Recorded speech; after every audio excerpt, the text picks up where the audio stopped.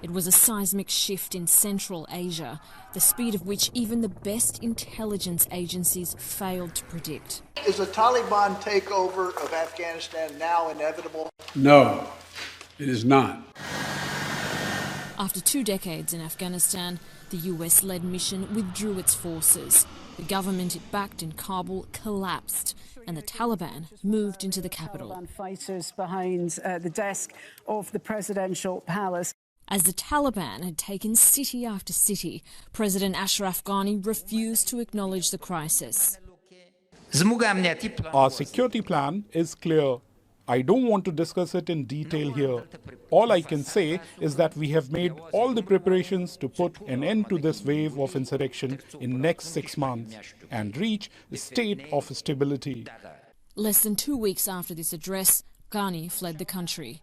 It was the final act of an unpopular leader criticised for promoting ethnic divisions and nepotism. Many Afghans say the Ghani government was the final nail in the coffin for the struggling republic. One is obviously legitimacy, and there are many components to legitimacy. One is just performance. Then there were actually issue of representations, how the government failed to include different segments of society. Then there are issues of outright corruption, just predatory behavior by the political class. Many Afghans, like Haji Wahidullah, also blamed the so-called war on terror for undermining the state. The US and its allies fought most of that war in rural areas, including where Wahidullah lives. The Afghan government and U.S. forces conducted a lot of night operations here, and we know how they oppressed us and created such fear among normal people. Even talking about it makes you feel sad. These operations caused people to hate the government. There may now be a restive peace, but there's also a growing humanitarian crisis. And without international funding to prop up the state, the economy is collapsing. The Taliban has made the situation worse by forcing many women from their jobs.